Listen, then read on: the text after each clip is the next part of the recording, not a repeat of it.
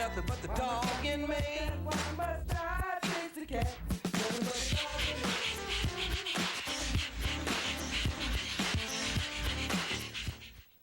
Good evening and welcome to Pound Posse Presents. Tonight we turn back our clocks. No, we spring forward. Yeah, I'm all confused. Spring forward, fall behind. That was the old rule at the bank when I worked there. We had to wind the safe. Spring forward, fall behind. So tonight we turn our clocks ahead and we lose an hour of sleep. And I lose enough sleep and I'm not thrilled. But at least we'll have more light to the day, and it's kind of like that light at the end of the tunnel for this horrible winter that we've been having. You know, still really cold out, still lots of snow, and there's unfortunately a direct impact on the wildlife that's out there. They're not thriving. They're finding it harder and harder to get food sources, and unfortunately that means they turn to pets. There's a warning for pet owners to be careful about coyotes. There have been reports of coyote attacks. They're increasing, and now the coyotes are getting really bold out of desperation, and they're going after the larger dogs. You know, traditionally you see them going after the little ones because they're easy prey, but you know, desperate times call for desperate measures, and there are 3 dogs that were attacked in Stanford. And one was a German Shepherd, one was a Golden Retriever, one was a German Short-haired Pointer. So they're going after the bigger animals now, just like I say, out of desperation. Apparently they're, you know, trying to bed down closer to people's homes. One lady had a coyote under her deck. So, you know, that's really not a good situation, especially if it's laying in wait for the family pet to come out. So, you know, really, I always say, keep your animals inside. Don't let your cats be outside cats. You know, there's no reason for them to have to go outside. You know, yeah, they may like it, but they're safer inside. There's no reason to let your dogs roam, which that's every day of the year, never mind a rough winter. But, you know, it's also a warning for people who just let their dogs out in the yard to do their thing, whether it's fenced or not. Not a good thing to leave your animals unattended, especially with these warnings in place. You know, they are crafty. They can get where they need to get, and you know, if you are not with your animal, you're going to be too late. You're never going to be there in time. Fortunately, you know, these people who have reported their most recent attacks, the dogs are all going to be okay. You know, there was action taken quickly enough. The people were right there. But, you know, if you're not there, you're not going to be able to help. Not even for trying. So by all means, you know, stay with your pets if you're going to leave them outside. Keep them on a leash if you can. You know, make sure that you keep a watchful eye and that, you know, you're prepared. There's a lot of things that you can do to discourage wildlife from, you know, getting closer to your home. You know, it's just a matter of common sense. You know, don't put food out, don't leave garbage available. You know, if you go outside and you think there's anything out there, make loud noises, carry a flashlight. There's, you know, many places that I even wrote an article back when I first started doing my column, and you know, it's about the wildlife that you don't expect. You know, you live in a city like Stanford. You don't think of, you know, coyotes and foxes. You live in a city like Waterbury, you don't think about that either. But in my own yard, I have seen coyotes, I have seen foxes, and God help me, I saw a bobcat. There's been at least 3 bear in my neighborhood. I got to see one. It was crazy. They tranked it, and, you know, I pitched a fit that they were going to do all right to it and not kill it and be good to it and let it go. And yeah, I started yelling at everybody, but, you know, that was just the crazy redhead in me coming out. But, you know, they're here. They're local, and just because you're not aware of it doesn't mean they don't exist. You know, you close your door, close your lights, go inside, all kinds of things come out. So be cautious, be extra careful. You know, back to the fox, there was a fox had a cat cornered under my vehicle one night. And I busted outside because I heard a noise, and, you know, I don't think, I just go outside. And, there's the fox, there's the cat running out from under my truck, and I scared the fox and he went the other way. I interrupted dinner. It happens. It happens quickly. And, they're everywhere. The more we encroach on their space, they've got nowhere to go. So they're moving, trying to stay under the radar in our territory, which is really their territory. So be careful. Don't encourage, disaster. Take care of your animals. Keep your cats inside. Keep your dogs under your most watchful eye. Still too cold and too snowy for animals to be left outside for long periods of time anyway. But like I said, it doesn't take long for something horrible to happen. And, even this, you people don't think about the hawks. There's hawks flying up above. You've got a cat. You've got a little dog.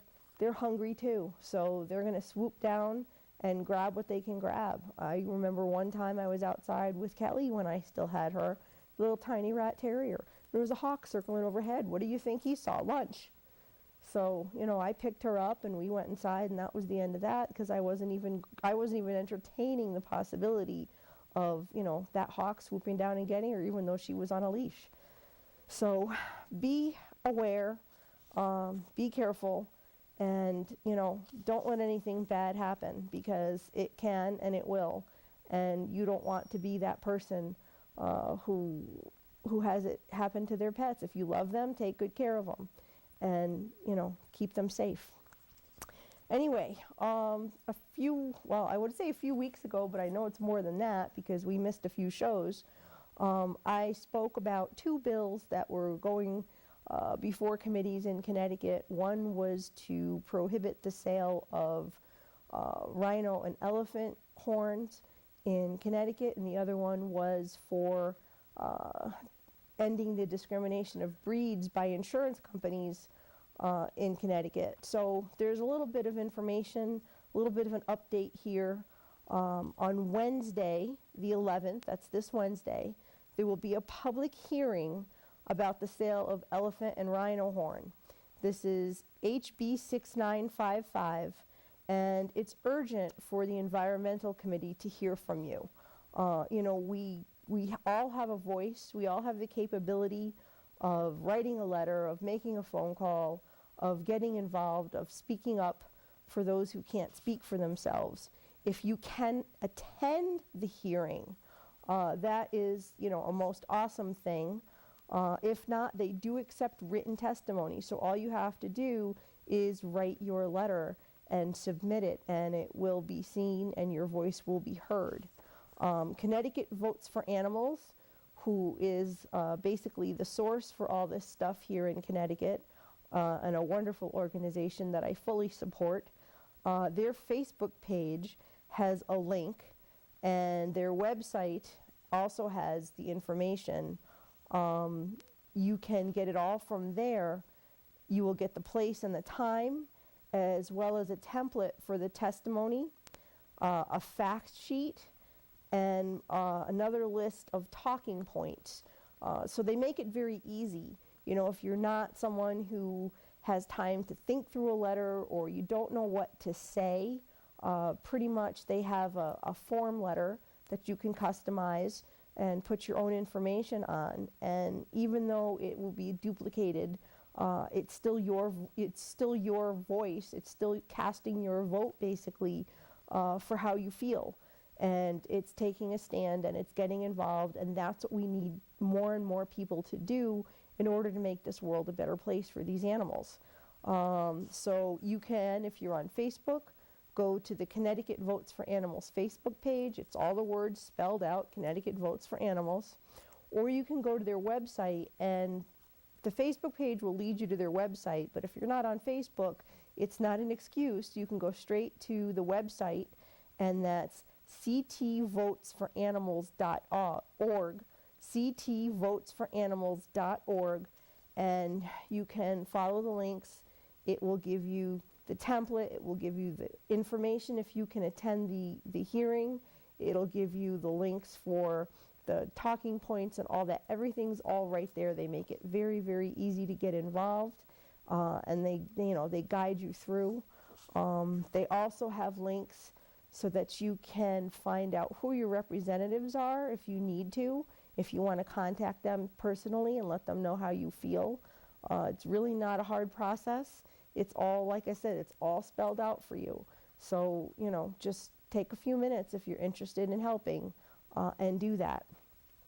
Now, there's also HB 5361, and that was the bill to stop insurance companies from breed discrimination. It's made it to the House floor. That's a very good thing that it's advanced. Action will be needed in the coming weeks. Nothing to do about it right now, but you can still make sure that your state senator and your rep are on board. Again, go to the Connecticut Votes for Animals website and look up, see who your representatives and your senators are, and reach out and tell them that you stand firmly behind having this bill passed. It never hurts to reach out and make your voice heard. And again, they have the list of who your representatives are, so it makes it really, really easy. You can be the voice, you can make the changes, you can fight the battle. There's no reason to sit back and say, oh, I wish, and oh, this should be, and somebody needs to do something. You are somebody, so do something. Sometimes it's a long, hard battle, but in the end, the fight can be won, and for the animals, the long, hard fight is worth it. So be part of the change that you can affect.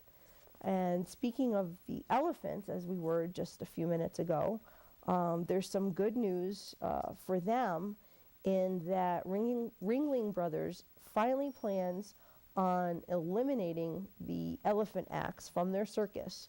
Now, unfortunately, it seems like an awful long time to wait. They're not going to remove them until 2018. I know that they're doing it kind of kicking and screaming. They don't want to stop having the elephants, but there's been so much in the way of protest and just resistance to it for so many years. I read something about one organization that's been protesting elephants in the circus for 35 years. So that's a very long and hard battle, but it seems to be won as long as nothing trips it up. They did make the announcement this week, and again, it does seem like an awfully long time to wait. I don't know why they're dragging their feet. I mean, they have supposedly, from what I read, some center where they have the elephants when they're no longer in the circus. So I don't see, unless they need to do something to facilitate having more elephants there. I don't know, but they should really step up their plans. It's a case in point of a long battle being won, and the perseverance certainly paid off. Unfortunately, they do plan to still have other animal acts, and that I'm sure is going to be the next focus. They have tigers, they have horses, they have dogs.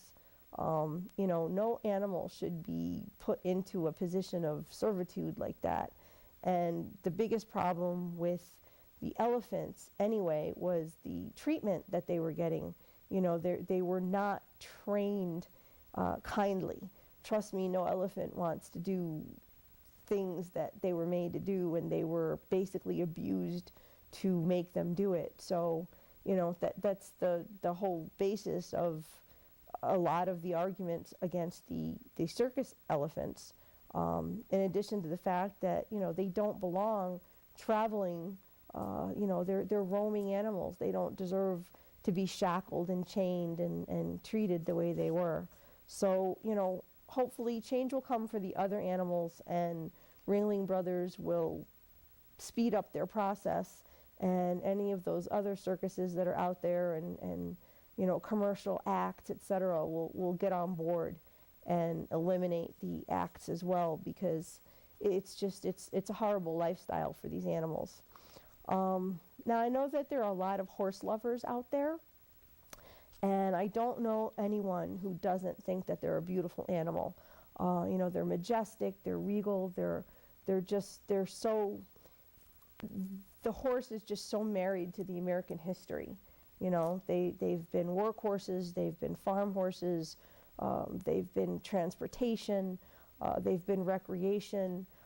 Unfortunately, they're also race horses, which I have a real problem with too. But horses suffer abuse and neglect too, and unfortunately, too often after years of service, they're actually sent to auction and ultimately shipped off for slaughter. The numbers are overwhelming. The slaughter process is inhumane, and pound for pound, they don't care how healthy or young or how much life a horse has left. It all ends the same for them. Young, old, storied, trophied, papered, they're treated the same way, and they all die a horrible death in the slaughterhouses. Now, different countries have different needs, if you will, for horse meat.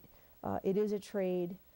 No animal that goes to slaughter, trust me, goes happily, willingly, or dies nicely.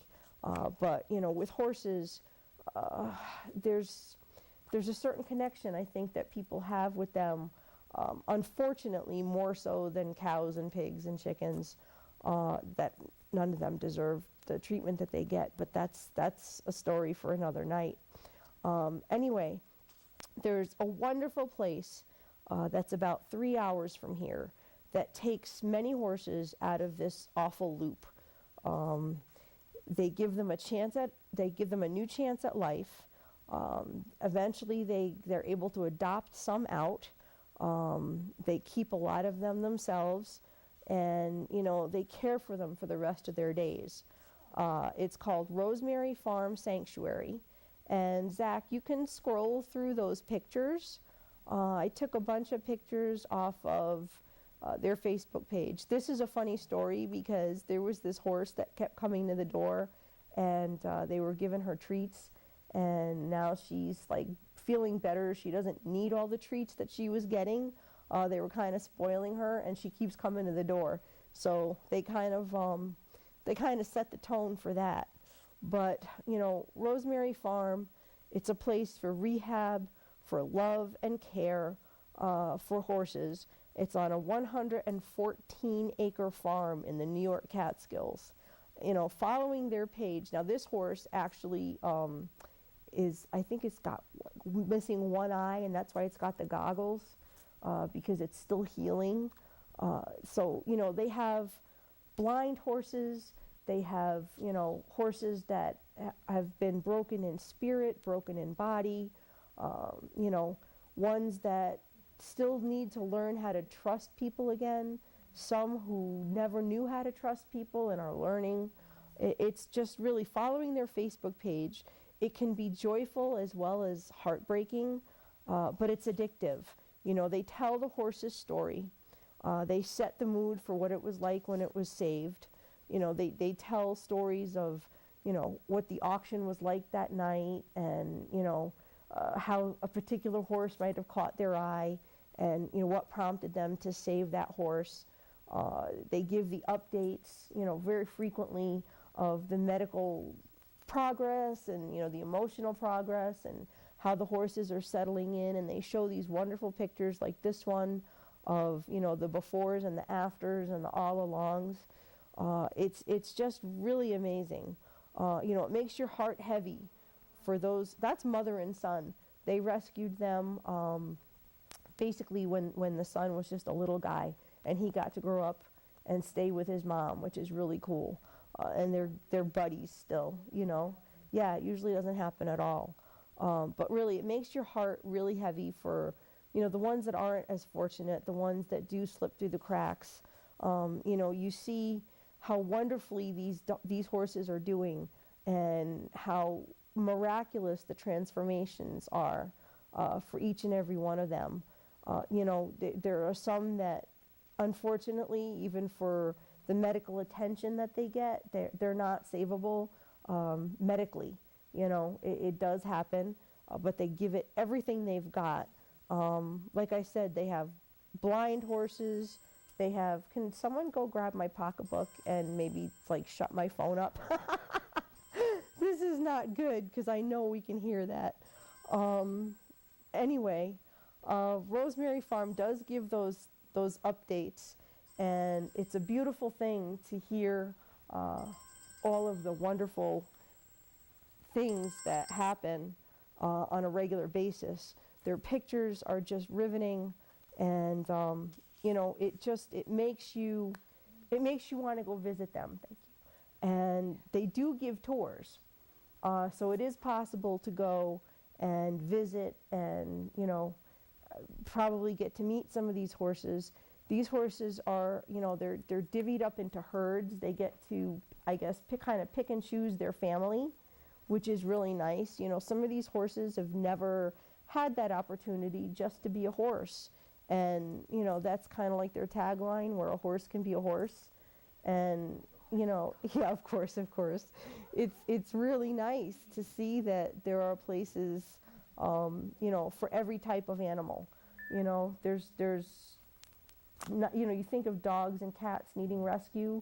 You don't really think of, you know, horses as being so in need, but they really are.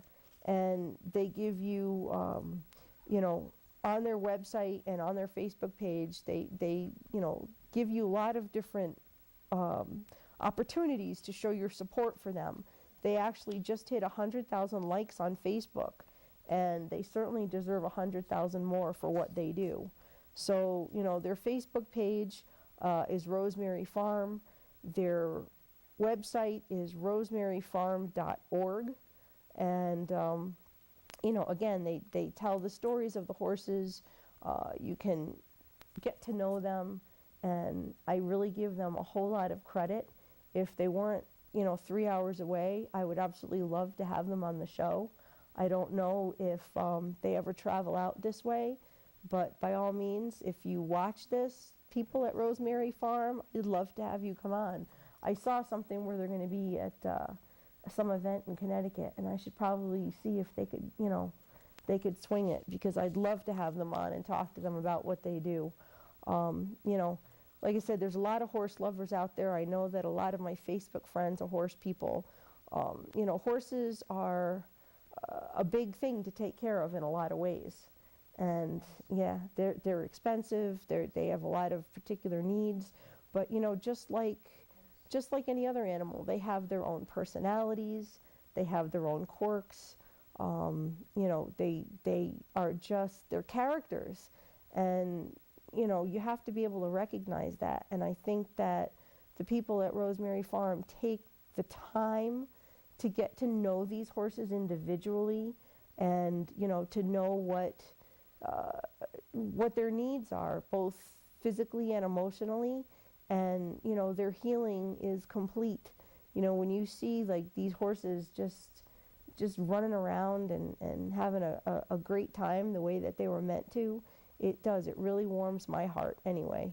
I remember being a little kid and just loving horses, and as allergic as I am, it was not a good thing. Zach, I'll take the camera back. It was not a good thing, because my mother thought she knew better and didn't want me to take horseback riding lessons when I was at camp. And I begged and I pleaded, and I wouldn't have it any other way. I would go to my horseback riding lesson. I was like 8 years old, and come home in hives. I was just a hot mess. I was hives and sneezing and wheezing, and you know, had to go peel everything off and jump in the shower. And my mother would be like, "Why are you doing this to yourself?" I'm like, "Because I want to, because I love horses." You know, horses haven't really been the path that I've taken in my life, but I certainly appreciate them, and think that they're just magnificent creatures. And like I said, this Rosemary Farm, just I give all the credit in the world to, and my support entirely, because they're doing such wonderful things. I know that they post that they feel bad because there's a lot of no. They have to refuse, you know, an animal. They have a waiting list. You know, there's just, like with any rescue, with any rehab, with any sanctuary, there's more in need than you have room for. And that's really, it's a terrible thing, which will bring me kind of full circle to, foster homes. There's not a lot of fostering for horses, but for animals like dogs and cats, there's so much that you can do to help a shelter not have to say no if you take an animal into your home. Birds even, if you're into birds, a lot of times could use a good foster home. Definitely, it's almost kitten season, so there's going to be a lot of kittens out there that are going to need homes. I saw actually one shelter offering a class on bottle feeding, and you have to sign up to be in their program and be available for them and make the commitment, but they will actually teach you how to bottle feed, and I've bottle fed, trust me. It's a job. You have to be available for feedings every 4 hours, and you have to make the commitment. It's their contract for what they want you to do and not do with the kittens. But foster homes are just, they're the bridge to life. They really are, and I can't express enough how much of a difference it makes. So if you are even thinking about fostering, get in touch with a rescue. If you need to know of a good rescue to hook up with, feel free to get in touch with me, because I'm sure I can match you up to one that's close by to you.